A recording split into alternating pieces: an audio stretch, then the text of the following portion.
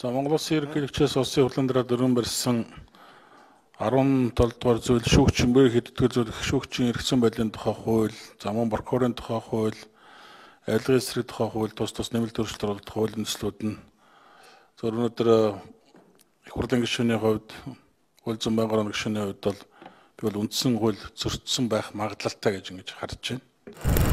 Тэгээ энэ асуудалд одоо хууль санаачлагч нар ямар тайлбар өгөх юм байгаа бас хармаар байна.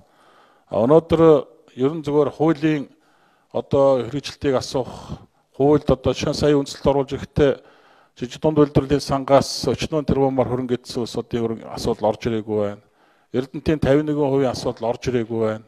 Ямар асуудлыг болохоор онцгой гэж авч үзээд, ямар асуудлыг болохоор онцгой бус гэж авч үздэг юм бэ? Энэ асуудалтаа би бас энэ хууль санаачлагчдыг тайлбар өгөөч гэж хүсэж байна.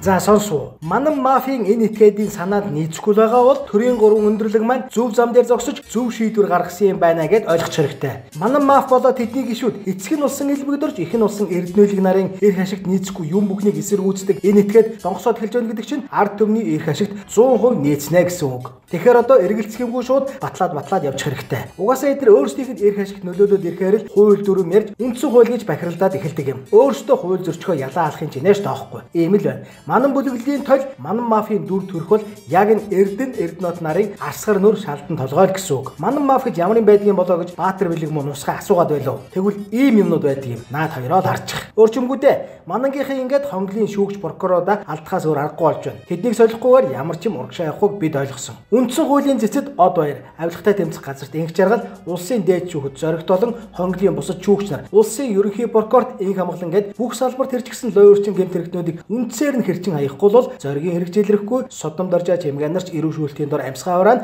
60 тэрбум эвлүүлгээрээ үлдэнэ. Манан маф төрийн толгойд хийдгээ хийсээр л суун гэсэн үг. Маш зөв. Нэг яралтай дэгээр хуралдаж хонглыг шууд бутлан хаях хэрэгтэй. Юм гэдэг учир та юу тарин түүнийгээ хураана.